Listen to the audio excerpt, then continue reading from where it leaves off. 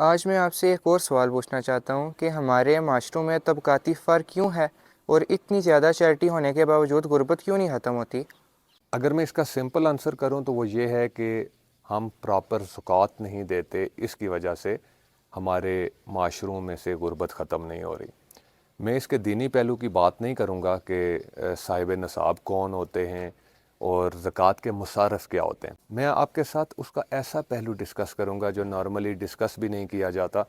اور اس پر سوچا بھی نہیں جاتا۔ بالفرض اگر کسی کی زکوٰۃ 10 لاکھ روپے بنتی ہے تو ہم یہ کرتے ہیں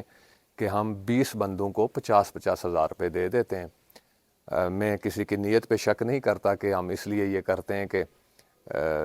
زیادہ لوگوں کو دیا تو نام ہوگا، یہ ہوگا، وہ ہوگا، بٹ اس سے لوگوں کی بنیادی ضروریات پوری نہیں ہو سکتی اور اگلے سال وہ پھر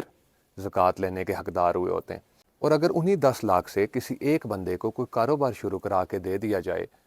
تو اگلے سال وہ خود زکوٰۃ دینے کی پوزیشن میں ہوگا، تو 20 میں سے ایک بندہ اس لسٹ سے نکل جائے گا۔ تو جب تک ہم پیسے کی منصفانہ تقسیم نہیں کریں گے تب تک یہ طبقاتی فرق موجود رہیں گے، اور پیسے کی جو غیر منصفانہ تقسیم ہے وہ اس کو صرف اس پیرائے میں نہیں دیکھا جا سکتا کہ ایک بندے کی سیلری 10 لاکھ ہے اور دوسرے کی سیلری 10,000 ہے، یا ایک بندے کو بزنس میں سے 50 لاکھ پروفٹ ہے اور دوسرے کو 50,000۔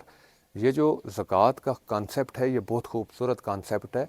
اور اس سے معاشروں میں سے غربت ختم کی جا سکتی ہے، بٹ یہ کہ کسی ایک بندے پر اس طرح سے انویسٹ کیا جائے کہ اگلے سال وہ اپنے قدموں پہ مکمل طور پہ کھڑا ہو جائے۔